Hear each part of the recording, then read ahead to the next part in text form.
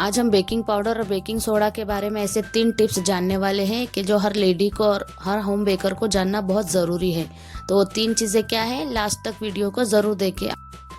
तो दोनों में क्या डिफरेंस है आपको बताते हैं एक्सपेरिमेंट करके। तो 2 बाउल लेंगे अलग अलग, उसमें हम टैप का सादा पानी ही डालेंगे जो कि नॉर्मल वाटर है।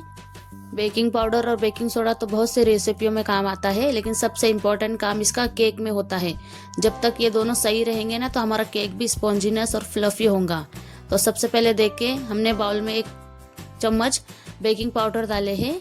बेकिंग पाउडर जो है पानी के अंदर जाकर पूरा फैल जाएगा, ये सबसे पहला साइन है इसका।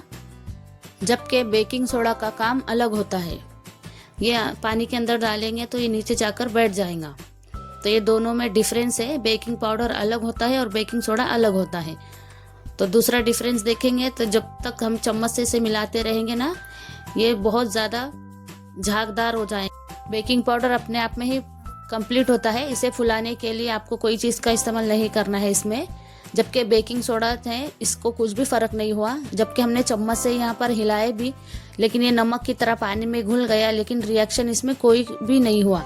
अब देखिए इसका तीसरा सबसे बड़ा डिफरेंस ये है कि बेकिंग पाउडर में हमने कुछ भी नहीं मिलाया है, लेकिन बेकिंग सोडा में जैसे हमने खट्टी चीज़ मिलाई है, जैसे कि लेमन जूस, विनेगर या दही। तीनों में से कोई एक चीज़ डालना इसमें इम्पोर्टेंट है। अगर आप तीनों में से कोई एक चीज़ नहीं डालेंगे ना, तो बेकिंग सोडा इससे रिएक्ट नहीं करेगा और हमें हमारे केक को फ्लफी स्पॉन्जीनेस नहीं देगा। तो आपको बेकिंग पाउडर और बेकिंग सोडा दोनों भी डालना ज़रूरी है, ताकि केक अच्छे से फ्लफी हो, राइज हो, उसकी अच्छी हाइट आ जाए और सॉफ्टनेस आ जाए। तो आपको ये दोनों चीज़ें केक में डालनी बहुत ज़रूरी है फ्रेंड्स। और हमारे पास अगर बहुत दिन का रखा हुआ होगा बेकिंग पाउडर और बेकिंग सोडा, तो वो काम नहीं करेगा। सबसे पहले आपको इसे चेक करके देखना है, जैसे मैंने तरीका बताई हूँ उस तरीके से आप भी चेक करके देखिए, तो आपको पता चल जाएगा कि एक्सपायर हुआ है या फ्रेश है। तो आप ये दोनों चीज़ें करके देखें, उसी के बाद इसको इस्तेमाल करें।